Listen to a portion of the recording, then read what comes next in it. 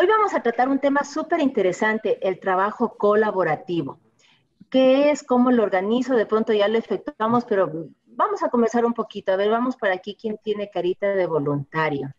Tiene, a ver, por aquí está Dieguito. ¿Sí nos escuchas, Diego Zavala? Sí, muy Dieguito, ¿sí bien. nos escuchas? Sí, perfectamente. Ah, Sí, perfecto. Perdón, una cosita. Si quieres, Ana Gabriela, al final nos quedamos conversando las dos, no hay ningún inconveniente.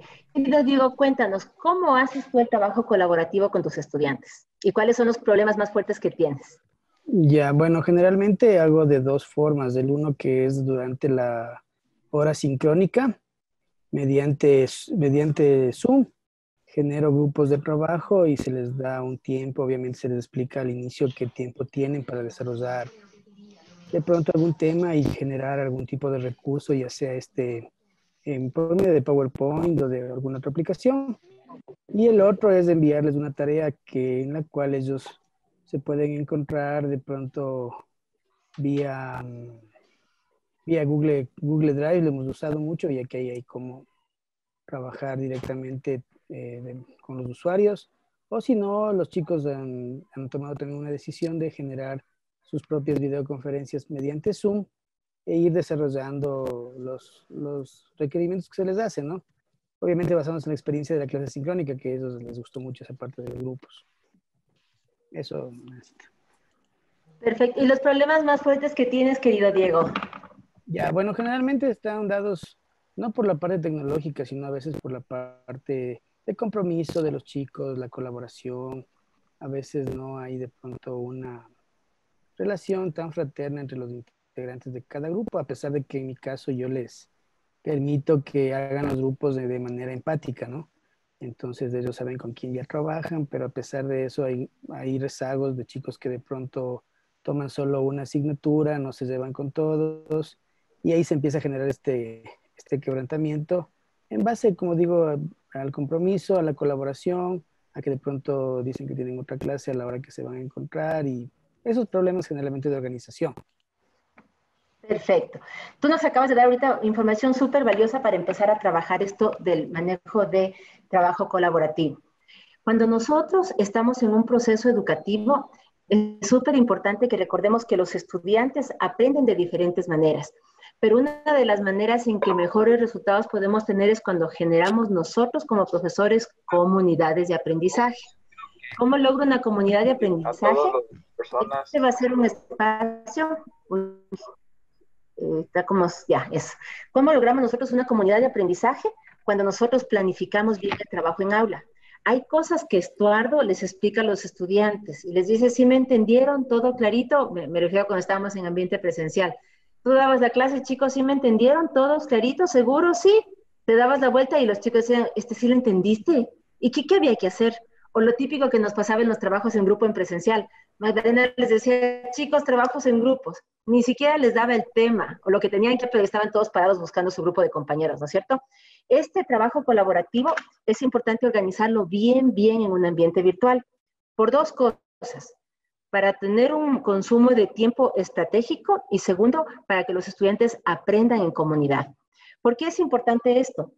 Cuando Yasmina le da una clase a un estudiante y les dice a los chicos, a ver, este es el tema, esto es lo que estamos viendo, ahora trabajos en grupo, van a dividirse, van a hacer esto. Cuando nosotros tenemos la posibilidad de mover a nuestros estudiantes que conozcan a sus pares, al grupo con el que están aprendiendo, tenemos mejor resultado. ¿Por qué? Porque hay una parte de fundamentación que se trabaja bien en pares. Cuando los chicos tienen la posibilidad de conocer con la persona con la que están estudiando, preguntar y sentir apoyo, el desarrollo en su aula de clase va a ser diferente. Este trabajo colaborativo siempre va a depender de ustedes, queridos profesores. Cuando Estuardo planifica su clase y dice, a ver, les voy a dar estas lecturas, vamos a encontrarnos en la videoconferencia, van a hacer este deber, pero también van a tener esta actividad de grupo, también vamos a tener este encuentro en un foro, también vamos a hacer este proyecto en grupos. El momento en que el profesor planifica, yo puedo ir trabajando comunidades de aprendizaje colaborativo. Y para ello necesito también tener algo súper importante que mencionaba Diego. Cuando los estudiantes empiezan a trabajar en grupo, es súper importante tener en cuenta que en el ambiente virtual tengo que ser mucho más minucioso en lo que les voy a pedir hacer. ¿Sí? Si yo ahorita les divido en grupo a ustedes y les digo, nos vamos a reunir en la sala 1, vamos a hacer un resumen de tal lectura y nos encontramos nuevamente en 3. Cuando no tengo instrucciones claras, el espacio chiquitito con el que me encuentren mis compañeros, 3 o 4 minutos, de pronto, ¿qué había que hacer? ¿Tú le escuchaste, le entendiste? Bueno, ¿quién habla primero? Entonces, cuando los estudiantes no tienen claro el manejo de tiempo y las instrucciones, puedo perder este espacio valiosísimo, este espacio de oro dentro de mi clase virtual. Las instrucciones para el trabajo colaborativo tienen que ser súper, súper detalladas, y dentro de los procesos que estoy manejando en este tipo de trabajo hay una recomendación súper importante. Son estudiantes adultos, también pueden ejercer procesos de coevaluación. A veces tenemos como este recelito, yo trabajé con tal compañera, pero resulta que ella no asomó, no hizo nada, pero está en el listado para recibir la calificación. Entonces, cuando tenemos trabajo colaborativo, también motivemos a los estudiantes este hecho de la coevaluación. Pero cuando voy a trabajar coevaluación, dar los criterios. A ver, me pasó algún caso, no sé si les mencioné en alguna clase anterior, tenía una parejita de enamorados que al momento, cuando les pedí la coevaluación, mutuamente se pusieron 0. Entonces, el momento que yo revisaba, les decía, a ver, chicos, pero yo escuché que expusieron bien, si hicieron la investigación, ¿cuál es el criterio de que se pongan 0? Entonces, para trabajar procesos de coevaluación también hay que darles criterio. Los estudiantes están aprendiendo también a trabajar estos procesos, ¿sí? Cuando mencionaba ahorita algo súper interesante, Diego nos decía, lograr este trabajo en grupo, pero que los chicos se sientan bien con los compañeros que están haciendo. Ahí quiero ver, ¿qué opinas tú respecto a esto, Ana Gabriela? ¿Sí me escuchas? Ana Gabriela, ¿sí me escuchas? Un gusto, doctora Nancy, ¿cómo está? ¿Cómo te va? ¿Cómo has pasado, Ana Gabriela? Te voy a hacer una preguntita. Ya me Imagínate que puedo tú tienes tus conectar. estudiantes y los chicos te dicen, ¿ahí sí me escuchas? Sí, ¿Ya, ahí sí me escuchas? Ya, perfecto. Imagínate que yo soy una estudiante tuya y te digo, nos dices trabajo en grupo y yo te digo, profe Ana, yo le voy a hacer súper bien el trabajo, pero yo trabajo siempre, siempre solamente con el Alejandro, con el Luis y con la Yasmina. Le voy a entregar un trabajo de 10, pero yo siempre trabajo solamente con los 3. ¿Qué le dices tú como profesora? ¿Qué reacción tienes tú ahí? Bueno, en realidad yo he probado de todas las maneras posibles. He hecho trabajos, digamos, obligándoles a conformar los grupos por orden de lista, también por afinidad, pero en realidad ninguna de las dos opciones da los resultados esperados. Generalmente cuando trabajan por afinidad sí se observa que es mejor. En realidad prefiero no hacerme mucho conflicto con los estudiantes cuando tienen una propuesta de esta naturaleza, de que yo solo quiero trabajar con tales compañeros, porque, bueno, yo también fui estudiante y quizás siempre tuve una posición de esa forma en mi época de estudiante. Entonces, para mí es comprensible esa posición y en realidad yo les he permitido que trabajen de ese modo, por afinidad. Perfecto, muchas gracias. Entonces, ahí nos da una perspectiva súper interesante, Ana Gabriela, porque cuando los estudiantes, si hay esta perspectiva donde me siento mejor, aprendo más. Entonces, si me siento mejor con mis compañeros, de pronto sí puedo trabajar mejor, hacer que fluya mejor el proyecto, aprender de mejor manera. Sin embargo, siempre les voy a dar una recomendación así como pequeñita por ahí. Cuando los estudiantes están trabajando con ustedes, ellos también están aprendiendo a desarrollar destrezas, no solamente en la parte académica y de la materia, sino también destrezas sociales, destrezas comunicacionales y este tipo de destrezas intelectuales también.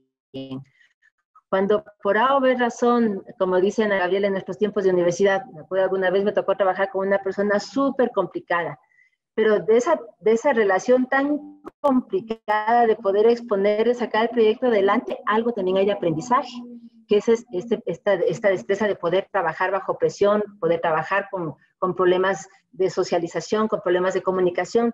Cuando nosotros les damos a los estudiantes la opción de que conozcan a otra persona y que desarrollen estas destrezas sociales, también estamos apoyando parte de su formación profesional y de su formación personal.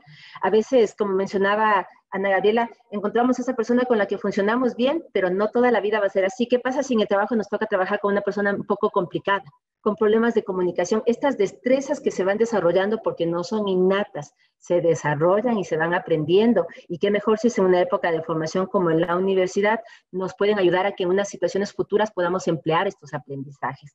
En educación esto se denomina aprendizajes significativos. De pronto Estuardo me puso a trabajar con una compañera. Yo siempre estaba acostumbrada a hacer la exposición, pero esta compañera ahora quería exponer ella y me tocó asumir otro rol. Ir asumiendo otro rol me permite también ir mejorando en diferentes opciones o situaciones en las que me presente. Yo siempre les comento a los compañeros cuando estamos en las capacitaciones que en mi tiempo los trabajos en grupo eran 4 personas. El que hacía dibujos, el que hacía la letra bonita, el que le gustaba hablar y el que no hacía nada. Entonces, ahora la dinámica en grupo tiene que ser diferente, pero también tiene que apuntar un poquito a que el profesor le ayude a que el estudiante salga un poquito de su espacio de confort y empiece a desarrollar estas destrezas sociales que están vinculadas a este trabajo colaborativo. En alguna ocasión me tocó un estudiante que no quería ni siquiera trabajar con sus amigos, sino que quería trabajar solo. Entonces me dijo, le presento trabajos súper bien hechos, Nancy, le garantizo que van a quedar perfectos, pero yo no trabajo en grupo. Yo funciono perfectamente solo. Entonces yo le preguntaba al estudiante, ¿en qué vas a trabajar? Voy a ser abogado. Y no vas a poder, o sea, la necesidad de conversar con otros, de socializar, de tener este trabajo colaborativo en su carrera iba a ser imperativo. Entonces, conversando con él, tuvimos la opción de poder ir convenciendo, ir cediendo, como decía Ana Gabriela, ir testeando, aplicar una estrategia, aplicar otra, ver si hacen grupos, pero después yo les combino a ellos para que trabajen con otras personas, negociar con el estudiante adulto para que tenga esta opción de conocer con quién está estudiando es súper importante. Yasmina, no, si quieres preguntas ahorita mejor, no hay ningún inconveniente. ¿Dónde estás, querida Yasmina, que no te veo? Ya se nos va, no sé si estás por ahí, Yasmina. Ahí ya te vi ahorita. Cuéntanos. Sí, bueno, conversando con la pregunta siguiendo la charla de estos estudiantes que no quieren trabajar en grupo, es que ocurre, y eso lo sé porque yo lo he vivido cuando di clases también en colegio, y lo estoy viviendo con mi hijo, que también es estudiante de Derecho, que muchos chicos lo que esperan es que uno solo trabaje y los demás no quieren trabajar. No, y mi hijo, por ejemplo, es de los que no quiere trabajar en grupo porque le cargan a él todo el trabajo. Entonces, y no es por falta de socialización o socializar con las personas, sino porque hay esta situación anómala con los otros estudiantes. Entonces, ¿cómo se puede solucionar este tipo de conflictos que surgen entre los compañeros? Es una pregunta súper interesante porque, querida Yasmina, cuando tu hijo sigue trabajando en grupos y se le siguen cargando, como dices tú, le siguen dando a él toda la obligación, él tiene que desarrollar una destreza, tiene Liderazgo. que desarrollar una habilidad en un punto que le permita eso, que le permita sentirse tan seguro y decir, basta, o sea, no voy a hacerlo. Fíjate tú qué aprendizaje tan interesante que viene para él, porque si no logra ese aprendizaje va a estar todo el tiempo haciendo el trabajo de los otros. Entonces, el sentido de este trabajo en grupo es que los estudiantes también desarrollen esto. Es liderazgo, pero también es una claridad respecto a responsabilidades, a trabajo en grupo, a valores. Hay muchísimas cosas que están ahí de por medio y se puede manejar esto de manera estratégica cuando nosotros les apoyamos a ellos con rúbricas o con material de coevaluación. Si yo tengo un trabajo con María Fernanda y le digo, María Fernanda, ahora me vas a evaluar a mí, me vas a decir qué tal expuse, si mi trabajo estuvo bien presentado, si yo colaboré. O sea, ya hay varios ítems que le permiten al estudiante desarrollar criterios de evaluación. Y ese criterio va a ser súper importante porque ya no va a ser una cuestión tan personal, sino que va a tener un referente para poder... Yo de pronto trabajé súper bien con, yo qué sé, con Anita Paredes, pero resulta que la tarde mientras estábamos trabajando con Anita, estábamos conversando, haciendo el trabajo, pero Anita hizo el cartel, Anita hizo el trabajo en la computadora, Anita hizo la citación académica, estuvo trabajando conmigo, pero yo colaboré o no colaboré. Entonces, el momento que le doy al chico estos criterios es importante para que empiece esta evaluación muy clara de lo que está haciendo su compañero en este trabajo. Tenemos otra preguntita por ahí. Sí, Yasmina, ¿eres tú? Yo, otra vez, sí. A ver, Sí, no, claro, tranquila. esto lo podemos hacer entre personas que este momento nos estamos capacitando. Mi hijo no está en la católica, lamentablemente no está en la católica, no, a pesar de yo haber sido ex católica cuando estudié en mi carrera, él estudia en otra universidad, pero lamentablemente y digo lamentablemente, yo le sugiero este tipo de situaciones de qué hacer para que le sugiera a sus profesores y los profesores no hacen eso. Sí, Entonces, o sea, ese es el problema. Él ya terminó este semestre, le tocó terminar el semestre virtual en la universidad en la que está estudiando, pero no hacen eso los profesores. Entonces, cómo se puede ayudar al estudiante? Yo lo veo por mi hijo que es estudiante, es mi hijo, pero es un estudiante. ¿Cómo lo hacen? sí, bueno, ahí sí desgraciadamente hay prácticas que les insisto, esto no es innato, entonces uno tiene que ir aprendiendo. La educación complementa mucho de lo que se aprende en el hogar, entonces yo sí creo que a ellas, mira, desde la parte de la casa te toca trabajar mucho eh, hay una frase que a mí me encanta, esto del pensamiento crítico, te ayuda a no solamente criterios, sino situaciones. Entonces, cuando el estudiante, los seres humanos desarrollamos pensamiento crítico, tenemos esta claridad de que qué no está funcionando, cómo puede funcionar mejor, a diferencia del criticón que te dice solamente no sirve o no funciona. Cuando los estudiantes van desarrollando pensamiento crítico, ya está la posibilidad también de, por sobre todas las situaciones, ir diciendo, o sea, esto no está correcto, esto debería ser. Pero eso es una cosa que se va aprendiendo de manera, les insisto, no es innato. Y hay un espacio que desgraciadamente está teniendo mucho impacto en la parte de educación, que está refiriéndose a lo que los estudiantes ven e imitan de las propias clases, de sus propios profesores. Entonces, yo creo que la práctica y yo creo que la certeza de que este tipo de cambios respecto a los sistemas educativos sí se pueden dar es importante. No hay ningún cambio trascendental en educación que se haya hecho de la noche a la mañana. Y ahorita estamos viendo nosotros una generación diferente de estudiantes. Yo creo que esta generación nos está empujando a lo que estamos haciendo nosotros ahorita, capacitándonos para sentirnos un poco más empoderados y más claros en el proceso de educación. Estardo, ¿tenías una preguntita? No, quería manifestar algo. Yo soy profesor en medicina y enseño técnicas de cirugía. Y realmente este cambio que hubo a la parte virtual fue un reto, porque enseñar cirugía virtualmente para mí me parecía imposible. Claro. Pero no es imposible. Tal es así que ahora mis estudiantes dan exámenes, ellos suturan, aprenden a suturar, a manejar sus cosas en patitas de chancho, de pollo, hacen sus cosas. La parte colaborativa es muy importante, porque antes inclusive cada uno se dedicaba a hacer su tarea, pero ahora yo les tengo a todos aquí en una pantalla y cada uno me demuestra, y la participación entre ellos es muy importante. El darles tareas de uno haga una cosa a otro y luego entre ellos mismos se comparan a ver. Y yo veo que participan todo. Y algo que es muy importante es que la personalidad de cada persona es diferente. Y en este ambiente virtual como que la gente se desinhibe mucho. La timidez y todo comienzan a participar más, lo que no sucedía en las clases presenciales. Entonces, para mí ha sido una experiencia muy positiva. Y yo sí creo que esta parte colaborativa es muy importante. Hay una integración mayor de los chicos, se les hace trabajar, se les tiene más controlados inclusive, con tareas en las cuales ellos están dando y la participación del facilitador, del tutor es muy importante, no dejarles solos.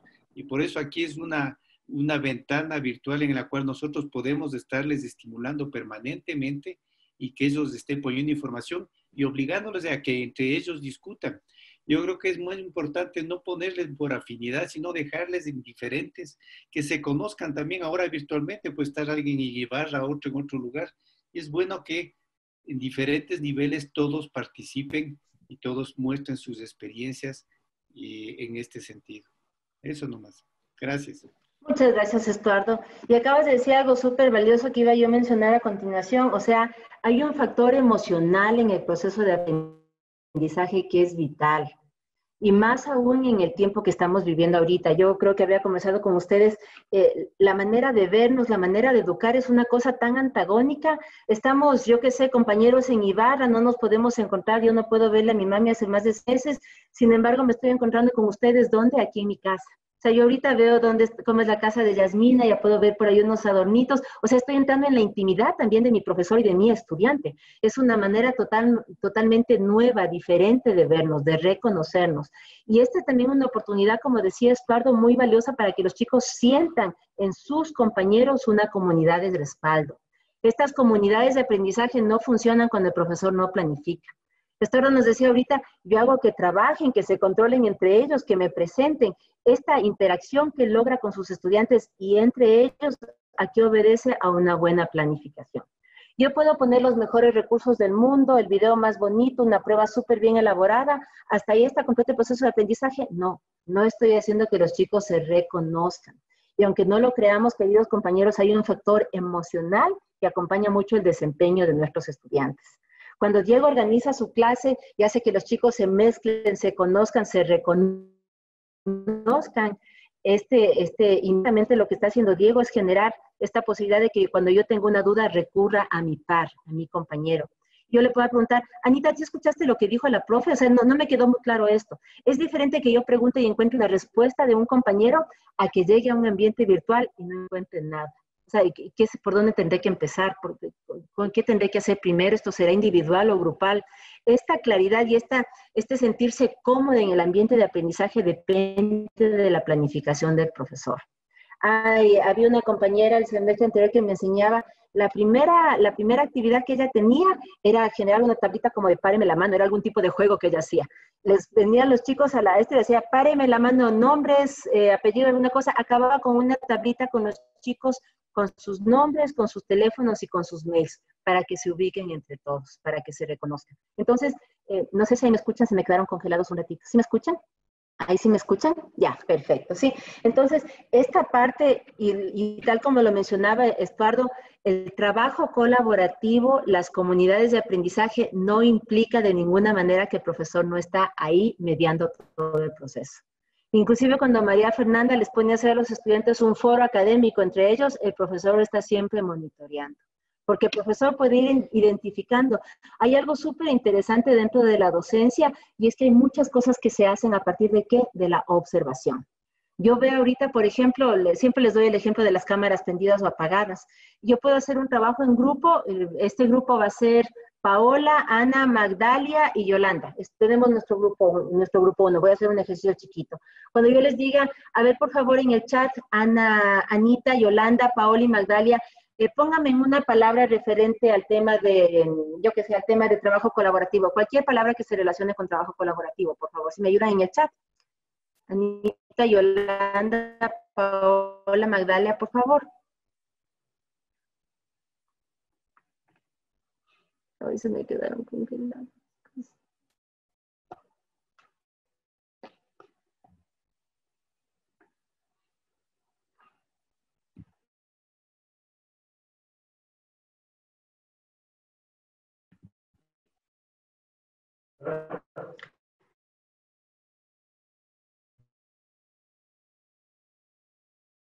Próximo, my students.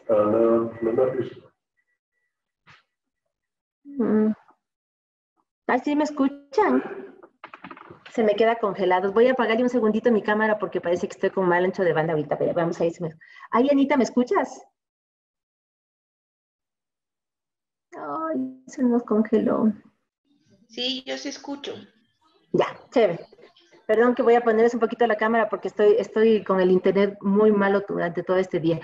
Perfecto. Fíjense ustedes, yo tengo ahorita un trabajo en grupo. Les hice un ejemplo pequeñito de lo que puedo hacer con mis estudiantes con grupos más grandes. Cuando yo les pregunto que tengan alguna participación, me responde Anita Paredes, me responde Ana Gabriela, pero no me respondió Magdalia. Entonces, yo como profesora también puedo estar empujando y acompañando este trabajo de grupo, haciendo este seguimiento con los participantes para verificar si es que yo puedo, si es que todos han estado participando. Este poder hacer seguimiento a los estudiantes es súper importante y para poder tener un seguimiento adecuado necesito organizar todo y utilizar también las herramientas que me puedan facilitar este trabajo. Cuando yo, por ejemplo, hablo de trabajo colaborativo, es súper interesante porque puedo tener muchísimas opciones. Yo qué sé, Luis Humberto me dirá, por ejemplo, mejor le pregunto a Luis Humberto, ¿sí me escuchas? Sí, le escucho. Perfecto, cuéntame, ¿qué herramientas sueles utilizar tú para trabajo colaborativo o no utilizabas ninguna herramienta? Bueno, principalmente los grupos de trabajo, ¿no? Y más que todo por mi especialidad en la universidad, a mí yo trabajo en el área de zootecnia y agropecuaria, entonces tenemos mucho espacio donde podemos trabajar con los estudiantes, especialmente en el campo y con los animalitos. Entonces lo que hacía es, a ver, hagamos un grupo de trabajo y vamos a tumbar una vaca. Entonces se escogían y decían, no, acá los hombres, acá las mujeres, y después, no, ingeniero, yo no puedo botar la vaca. Entonces no, les decía, a ver, no, o sea, no es que las mujeres sean más o los hombres sean menos. Vamos a ser un grupo homogéneo. 6 personas, 3 hombres, 3 mujeres. Se lleven o no se lleven, vamos a trabajar juntos porque, como mencionaba, o sea, en la vida profesional no todos nos vamos a llevar bien con todos, pero en nuestro trabajo vamos a tener que ser buenos y vamos a tener que hacer un equipo. Y todos tendremos que aprender. Y si el uno trae la soga, el otro amarra y el otro jala, pues todos tendremos que turnarnos a hacer lo mismo. He tenido un poco de conflicto, sí es verdad, más que todo con los varones que tienen animales o manejan un poco más de eso, entonces se sienten un poquito como más confiados, se podría decir, y no quieren trabajar con los otros compañeros, pero motivándoles un poco, dándoles el espacio que, a ver, tú que sabes un poco más, ayúdame con estos otros chicos que no saben mucho.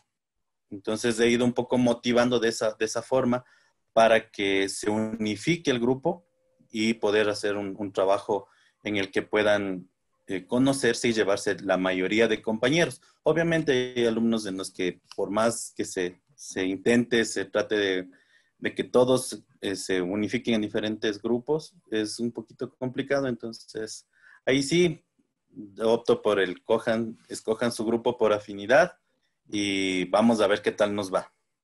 Así es como he trabajado. Negociando, ¿no es cierto? Sí, ajá, es ir negociando, Luis Humberto, ¿no es cierto? Viendo cómo tenemos.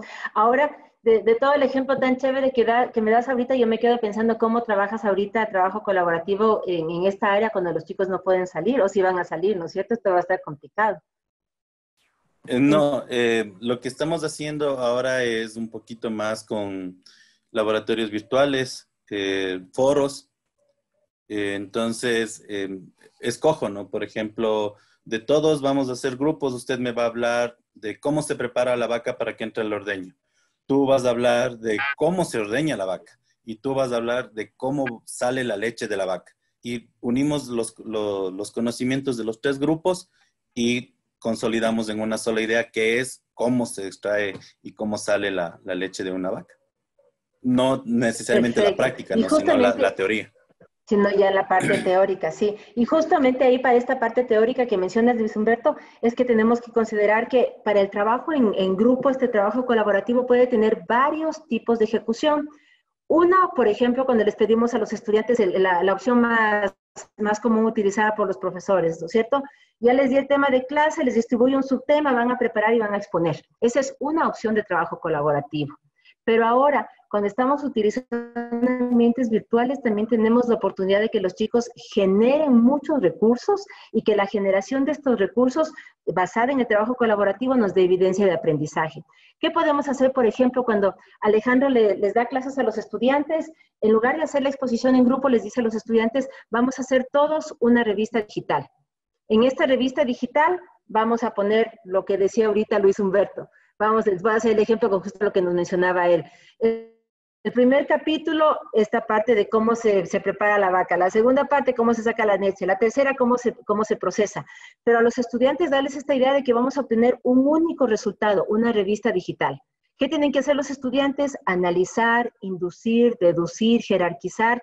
Tienen que hacer un proceso de introyección de todo lo que aprendieron de ustedes y proyección para poder generar esta revista. Este trabajo colaborativo para que los chicos saquen este tipo de resultados también se puede dar haciendo videos, haciendo wikis. Hay un recurso que me gusta mucho a mí, que son las wikis colaborativas. ¿Qué vas a hacer ahí, por ejemplo, Estuardo? Les dices a los estudiantes, ¿cuáles son vamos a desarrollar un decálogo de recursos, me invento, de recursos o de temas a considerarse antes de hacer una sutura? Entonces, tú les dices, en este grupo va a estar Catherine, Yasmina, Diego y Ana Paredes. Tus estudiantes entran a la wiki y ahí Yasmina empieza a poner un texto y de pronto Diego le dice, pusiste estos Yasmina, pero te olvidaste de poner el autor, y él va sumando. Y después Caterine le dice, en relación al texto que puso Yasmín, yo encontré este gráfico. Es decir, entre todos van editando un mismo documento, un mismo recurso, un mismo proyecto. Las wikis o los blogs. Alguna vez estuve trabajando con un profesor me acuerdo que era de historia. Este profesor hacía con los estudiantes blogs y dejaba los blogs públicos. Me decía, Nancy, tengo más de 1,200 visitas por semestre en los blogs que hacen los estudiantes. Es decir, todo lo que los chicos iban aprendiendo, iban jerarquizando y colocando y editando entre ellos. El profesor calificaba, pero esta información también quedaba para consumo abierto.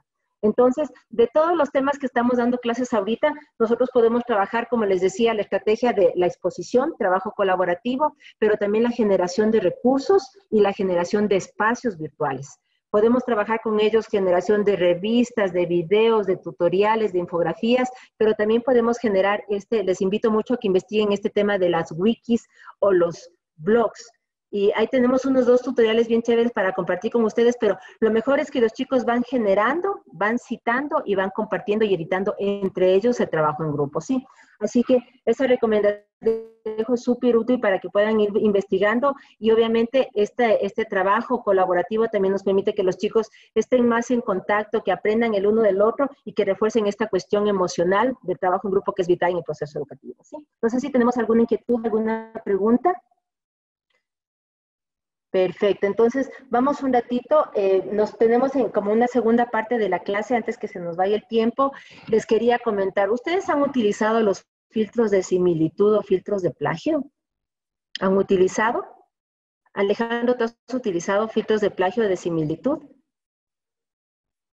Sí, he utilizado este programa Urkund. Ya, perfecto. Ahí me menciona también, Mari no ha utilizado. La universidad estaba utilizando este filtro de similitud que se llama Urkund y desde este año lo vamos a cambiar y vamos a empezar a utilizar Turnitin.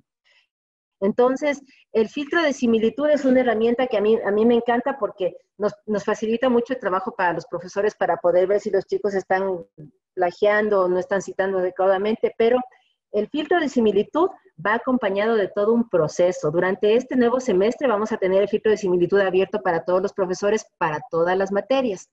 Para poder utilizar este tipo de filtro es súper interesante tocar un tema. Las sedes también van a utilizarlo, Ana Gabriela, también se van con Turnitin. Nos vamos a quedar con Urkund abierto hasta más o menos septiembre y con Turnitin ya en uso desde agosto. Vamos a tener un tiempito de transición y nos quedamos ya con la base de Turnitin. Este filtro de Turnitin es súper útil para los profesores, pero tiene que estar acompañado de un criterio súper interesante que es honestidad académica. Para poder trabajar honestidad académica, yo necesito con los estudiantes darles muy en claro qué es el plagio y cómo manejar lo que es citación. Yo tengo que reunirme con mis estudiantes, yo siempre, cuando daba clases en presencial, siempre les decía, todos los trabajos tienen que estar citados y se cita de manera al estilo APA. Ahorita me parece que el APA ya está en su 7ª versión. En la plataforma donde hay recursos para profesores tenemos la versión de APA para que puedan compartir con sus estudiantes. Primero tengo que enseñarle por qué es importante la honestidad académica, cómo se cita y darle las herramientas para que cite y después poder pasar el filtro de plagio. El filtro de plagio puede ser que le aparezca a Luis Humberto y le diga, tu estudiante tiene 35% de copia. Cuando Luis Humberto entre a ver el trabajo del estudiante va a ver que en efecto copió un mega bloque, hizo la citación y parafraseó o argumentó en 3 o 4 líneas. Esto es un proceso de aprendizaje. ¿Qué le dirá Luis Humberto a su estudiante? A ver, aquí hay un error. Cuando citas, el objetivo es tal, tal, tal. Si estás copiando todo el párrafo, aunque cites, no estás cumpliendo con la actividad académica. Entonces, hay que enseñarles a los estudiantes, siempre les decimos, no Rincón del Vago, no monografías.com, no Wikipedia, pero tenemos que decirles de dónde sí pueden tomar información y cómo se cita la información, cómo se utilizan los filtros de similitud. Para poder trabajar con esto, es importante recordar que los filtros de similitud nos van a pasar un porcentaje, pero el porcentaje no nos dice si está bien o está mal, si es correcto o es incorrecto. El porcentaje lo que nos quiere decir es que hay que hacer una revisión y, ojo, el proceso de citación académica es un proceso de aprendizaje con el estudiante. Yo me sentaré un ratito con un estudiante y le diré, ¿sabes qué? Esto está un fragmento demasiado grande, ¿cuál era el objetivo? Citemos, cuéntame cómo parafraseas esto que querías con este autor para que así se utilice de manera adecuada y estratégica los filtros de aprendizaje, los filtros de similitud, ¿sí? Yo no sé, no sé si me cuentas tú, por ejemplo, querida Magdalena, ¿ustedes tienen algún porcentaje en el que ya consideren plagio? ¿Cómo manejas tú este asunto del plagio con tus estudiantes o la mala citación académica? Estás con el micrófono apagado. Eso, ahí sí. Generalmente yo trabajo más con los estudiantes, bueno, trabajaba más en práctica y no les enviaba a hacer trabajos, por lo tanto no he utilizado esta herramienta para ver plagios en realidad. Sí, yo no lo he utilizado, así es que no puedo opinar al respecto. Ya, perfecto, sí.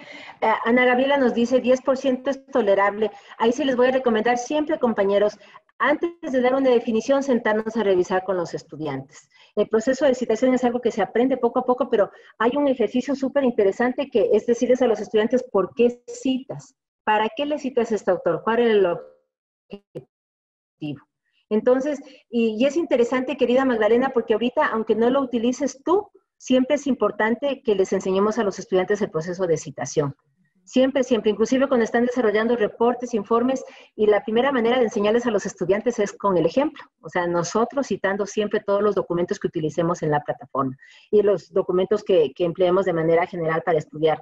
Yo les ponía como ejemplo la vez anterior que para una presentación que no duró ni media hora. Una compañera mía en una universidad de aquí de Quito hizo una presentación, su presentación era sobre inteligencia emocional. Y el primer gráfico de su presentación era un dibujo bien feito, de un cerebro con un corazón como que estaba en una pelea. Este gráfico medio feocillo lo utilizó, dejó ahí, casi a los 5 meses nos llegó una denuncia por $10,000 por plagio para que la pague la universidad, por haber tomado esa información sin citar la fuente. Entonces, es importantísimo porque ahora nosotros inclusive tenemos buscadores en el Internet que me permiten saber quién está utilizando los recursos que yo he puesto. Cuando utilicemos materiales hay que tener muchísimo cuidado, no todo lo que está en el Internet es gratis y eso también hay que decirles a los estudiantes, y los materiales que utilicemos en la clase tenemos que verificar que puedan ser utilizados en la plataforma. Un punto súper interesante que les dábamos en una capacitación anterior es que inclusive cuando nosotros utilicemos material para nuestras clases, tengamos cuidado de no descargar completos. Si, por ejemplo, yo que sé, Ana Paredes utiliza un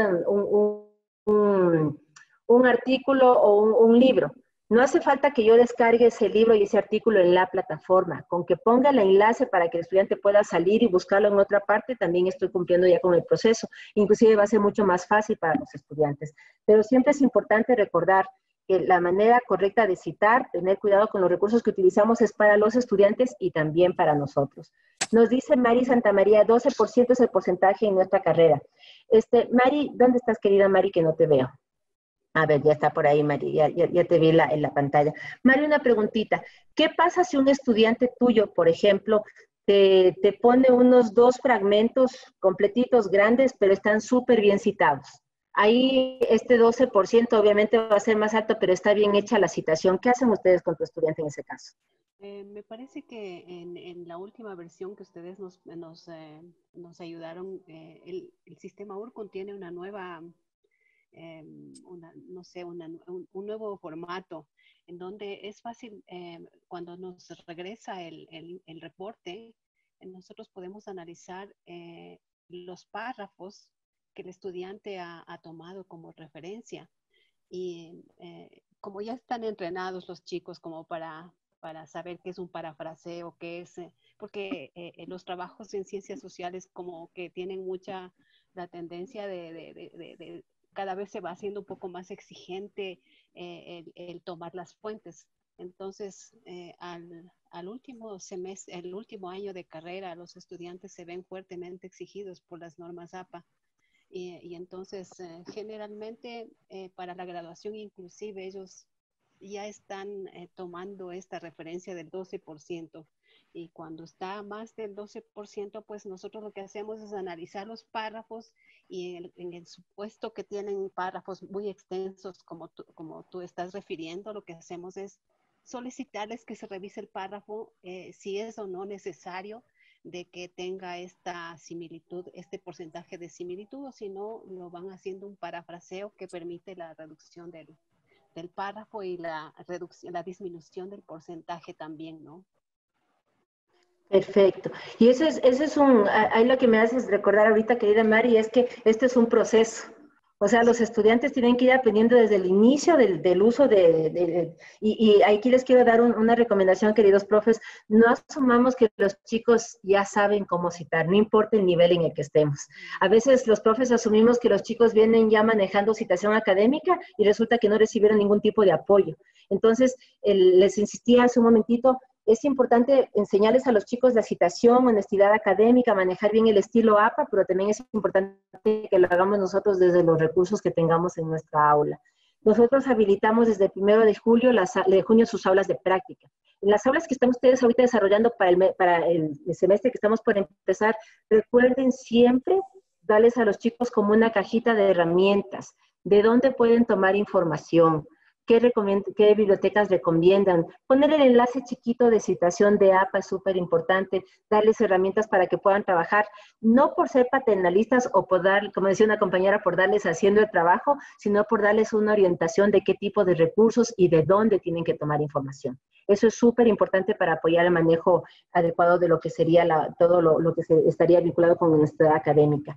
Yo quisiera también adelantarles un poquito, no sé si nos quedamos con alguna inquietud respecto a este tema, solamente quisiera complementar que desde la segunda semana de agosto, Biblioteca y Centro de Educación Virtual vamos a empezar con un proceso de capacitación fuertecito para profesores y para estudiantes sobre el uso de Turnitin. Entonces, les invitamos mucho a que primerito nosotros como profes nos empoderemos mucho del tema y sepamos cómo utilizarlo.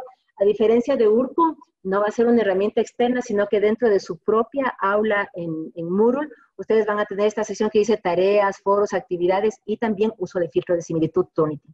Es súper importante, les insisto, no importa la materia que demos, siempre podemos enseñarles a los chicos a citar y a tomar fuentes académicas de alto nivel. Solamente quisiera, no sé si tenemos alguna preguntita por aquí, ¿todo claro? Perfecto. Entonces, solamente quisiera complementar, la última semana que nos toca, la próxima, vamos a tener una clasecita mucho más técnica. Entonces vamos a, ojalá le puedan tener todos ya, levante la manito quien tiene ya su aula de práctica. ¿Quién está trabajando ya en su aula de práctica? ¿Todavía ninguno de ustedes? Ya, a ver, les voy a pedir un favor inmenso.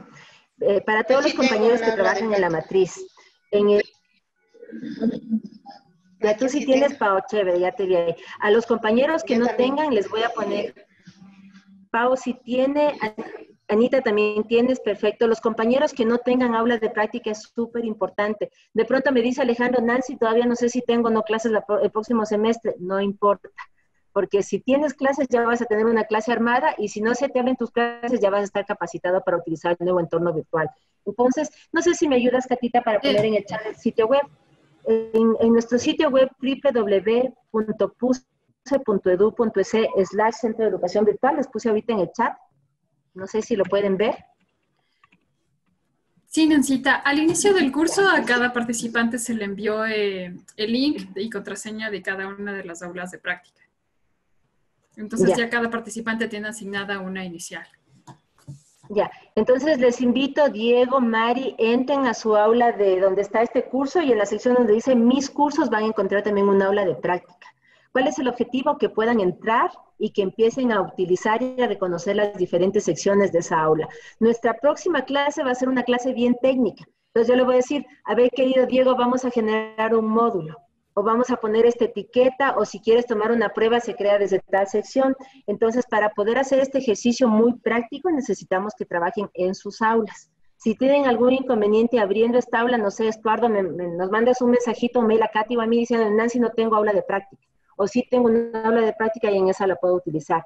Es importantísimo que empecemos a reconocer el ambiente virtual donde vamos a trabajar con nuestros estudiantes, porque las primeras semanas de clase nosotros vamos a ser sus guías. Entonces a Mari le van a preguntar, Mari, ¿y profe, dónde están los materiales de esta semana? ¿O dónde voy a poder hacer la evaluación?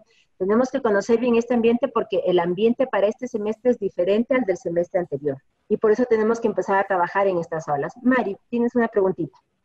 Sí, yo quería comentar que el aula que está allí como para seguir trabajando, la tenemos que desarrollar en las asignaturas que vamos a tener el siguiente semestre. Yo trabajo en en asignaturas, por ejemplo, en la materia de contextos. Me parece que está ya, esa aula ya está trabajada, nos van a pasar a todos los docentes de esa asignatura, entonces por lo tanto ya está lista. Y también yo, la preocupación que tengo es las siguientes asignaturas son de prácticas preprofesionales. Entonces, claro, la lógica del trabajo en esta asignatura tiene una dinámica un poco distinta a una materia de cualquier otro tipo, ¿no? Entonces, yo sí quisiera allí trabajar con la asesoría de ustedes porque es una aula muy particular, muy distinta a las otras, ¿no?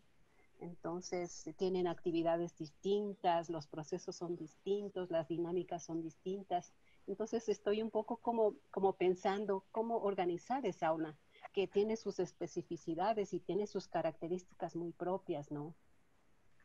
Y por eso, querida Mari, justamente es que nos resulta súper urgente utilizar el aula de práctica, porque en esta aula de práctica, obviamente nosotros como Centro de Educación Virtual te vamos a apoyar en la construcción del aula. Pero cuando empiezas a manejar ya los recursos y me digas, en este cuestionario me invento, en este cuestionario nos han puesto los 3 puntos, pero se olvidaron de hacer una pregunta sobre este tema. Y que tú puedas entrar y generar una pregunta más es importante. O que me digas, ¿sabes qué, Nancy? Para el aula de prácticas profesionales yo no necesito tomar evaluaciones, sino tener videoconferencias y foros, por ejemplo. Pero que sepas cómo generar estos recursos es importante. Te vamos a apoyar nosotros y por eso les decía, para nuestra próxima reunión es importante que tengamos nuestra aula. Inclusive para que me digas, Nancy, ya chequeé bien más o menos cómo funciona la plataforma y en mi aula necesito estas secciones fijas. ¿Cómo las genero? Y te podamos apoyar. La idea es que los profesores se relacionen mucho con el nuevo ambiente, puedan administrarlo. Insisto, el Centro de Educación Virtual va a apoyar todos los procesos, pero sí es importante que como profesores sepamos dónde vamos a dar la clase para ver qué secciones y cómo va a ser la dinámica de nuestro espacio de aprendizaje, ¿sí? Entonces, independientemente de la próxima clase que vamos a tener, querida Mari, si tú ya tienes una idea de cómo, no de cómo debería estar estructurada, sino de qué necesitas en tu aula de prácticas profesionales, nos reunimos un ratito y nosotros te podemos ayudar a generar un esquema, ¿sí? Perfecto. Yasmina, tenías una preguntita. Yasmina, ¿sí me escuchas? No. ¿Se me escucha? ¿Sí? Ahí te escuchamos. Ya, perfecto.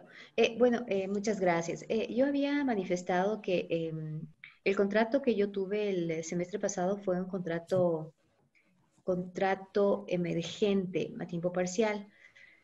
Accidental emergente. Este momento yo no estoy dando clases en la universidad y tampoco sé si es que me llamarán o no me llamarán. Tampoco no sabría qué materia tendría que dar, porque en realidad me habían convocado para dar una materia, pero no se abrió esa materia. Y me asignaron otras materias. Entonces yo no sabría qué hacer en el modelo de aula virtual. ¿Sobre qué materias? Sí, no, ahí no hace falta que hagamos un ejercicio real, pero sí que hagamos un ejercicio de administración. Entonces, por ejemplo, que tú sepas cómo generar preguntas, independientemente que sean preguntas para una clase real, pero que sepas cómo se generan las preguntas, las respuestas y cómo se quedan vinculadas con la libreta de calificaciones, por ejemplo. En tu caso sí sería un uso muy técnico, pero obviamente con información que tú tengas a la mano. En cambio, con nosotros compañeros que sí vamos a tener ya clases por seguro, ya tenemos que ir poniendo la información real, pero lo que valoraremos es el uso concreto de la herramienta y la participación en el curso. Ya, perfecto. Ok, gracias. Perfecto. Listo, entonces. Con eso, queridos compañeros, les invito mucho a que entren a sus aulas de práctica, a que tengamos listos para que en el siguiente encuentro vamos a trabajar con Alexito y él nos va a decir, a ver, abran sus aulas y vamos generando juntos. De todas maneras, cualquier tema que no quede claro de todas las explicaciones que hemos hecho, les invitamos a que visiten su sitio web. Ahí tenemos más o menos unos 230 tutoriales con todo lo que ustedes pueden necesitar para armar en sus aulas. De todas maneras, si independientemente de esto me dices, tardo, Nancy, tengo problemas para organizar mi clase, me mandas un mailcito, nos ponemos con algún técnico de mi equipo y empezamos a armar juntos las aulas. Es importante que trabajemos con un poquito de tiempo porque la segunda y tercera semana de agosto van a ser complicadas en la universidad. Entonces, si ya pueden empezar a trabajar en sus aulas, la idea es que todo lo que hagan en su aula de práctica, lo revisemos, dejemos listos y podamos coger esa misma aula y migrarla a la plataforma real para cuando ustedes ya empiecen clases con sus estudiantes.